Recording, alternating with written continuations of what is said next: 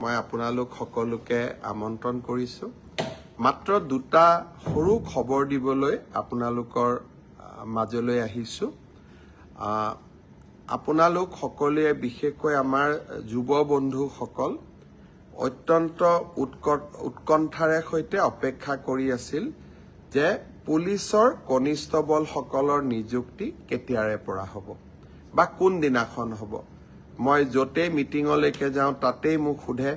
যে মামা আমি পুলিচৰ ইন্টাৰভিউ পাছ কৰিলো আমি এপইন্টমেন্ট লেটাৰ কেতিয়া পাম মই আপোনালোকক আজি জনাব খুজিছো যে আপোনালোকৰ উৎকণ্ঠাৰ অন্ত পৰিলে 3 তাৰিখে গুৱাহাটীত আমি আপোনালোকক নিযুক্তি পত্ৰ বিতৰণ কৰিম যিসকলে পুলিচ কনিষ্টবল বা কমান্ডো এবি ইউবি এসআই যিসকলে পৰীক্ষাত উত্তীৰ্ণ হৈছিল সকলোকে আমি 3 তাৰিখে নিযুক্তি পত্ৰ দিম আপোনালোক নিযুক্তি পত্ৰ লবলৈ গুৱাহাটীলৈ আহিব লগত দেউতা মা বা মাৰ এজনক লৈ আহিব কাৰণ আপোনালোকৰ এই সাফল্যৰ দিনটোত লগত দেউতা বা মাক আপোনালোকে লৈ আহিলে তেওঁলোকেও ভাল পাব আৰু আপোনালোকেও আনন্দ অনুভৱ কৰিব মই সকলো মোৰ অতি মৰমৰ ভাগিনসকলক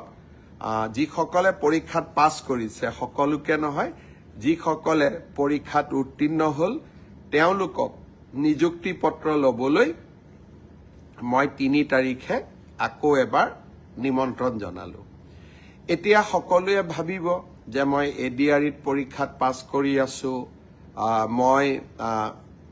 হেলথত পাছ কৰিছো এগ্ৰিকালচাৰত মই পাছ কৰি আছো আমাৰ নিযুক্তি পত্ৰ কেতিয়া পাম মই এনেকৈ আপোনালোকক যেতিয়াই আমি সাজু হৈ যাওঁ মই এনেকৈ আপোনালোকক খবৰ দি থাকিম আপোনালোক ধৈৰ্যৰে সৈতে অকনমান আমাক সময় দিয়ক ধৈৰ্যৰে সৈতে আপোনালোকে অপেক্ষা কৰক আৰু এটা খবৰ দিব খুজিছো ইতিমধ্যে আমাৰ মেট্ৰিক পৰীক্ষাৰ দিন ঘোষণা কৰা হৈছে আমি এটা আঁচনি আপোনালোকৰ বাবে আগবঢ়াই দিছিলো যাতে মেট্ৰিক পৰীক্ষাৰ যিসকলে মেট্ৰিক পৰীক্ষাৰ সন্মুখীন হ'ব তেওঁলোকে যাতে কিতাপ এখন কিনিব পাৰে পেন এটা কিনিব পাৰে কলম এটা কিনিব পাৰে গাখীৰ এগিলাচ খাব পাৰে অলপমান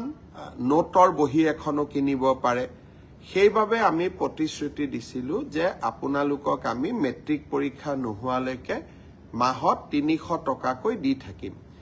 এইবাৰ প্ৰায় 4,25,000 ছাত্ৰ ছাত্ৰীয়ে 28 তাৰিখে শিক্ষামন্ত্ৰী ৰণোজ পেগু ডাঙৰীয়াৰ সৈতে আপোনালোকক নৱেম্বৰ মাহৰ 300 টকাটো মুকলি কৰি দিম তাৰ পিছত ডিসেম্বৰত পাব জানুৱাৰীত পাব ফেব্ৰুৱাৰীত পাব প্ৰত্যেক মাহতে 300 টকাকৈ আপোনালোকে পাই থাকিব তৃতীয় আৰু এটা খবৰ দিব খুজিছো বিটিসি নিবাসীসকলে বা বিটিসিত বাস কৰা ৰাইজে প্ৰায়ে আমাক সুধি থাকে যে আমি অৰুণোদয় কেতিয়াৰ পৰা পাম আমি বিটিসিত অৰুণোদয় তালিকাখন প্ৰায় সম্পূৰ্ণ কৰিছো অহা 12 তাৰিখে 12 ডিসেম্বৰ তাৰিখে কোকৰাঝাৰত মই যাম হাগ্ৰামা মহিলাৰী ডাঙৰীয়াও থাকিব আমাৰ মন্ত্ৰী বিধায়কসকলো থাকিব 12 তাৰিখে আমি বিটিসিৰ অৰুণোদয় আঁচনিটো আৰম্ভ কৰিম আপোনালোক সকলে উপকৃত হ'ব আজি বহুত দীঘলীয়াকৈ ক'ব খোজা নাই বিধানসভা চলি আছে সেইকাৰণে মই ৰাজনৈতিক কথা বতৰা আজি আপোনালোকক ক'ব খোজা নাই চৰকাৰখনে বিকাশৰ কাম কৰি আছে উন্নয়নৰ কাম কৰি আছে আৰু আমি আপোনালোকৰ কাৰণে নিৰন্তৰ কাম কৰি থাকিম বিধানসভাও আপোনালোকে চাই থাকিব যোৱাকালিও মোৰ বক্তব্য আছিল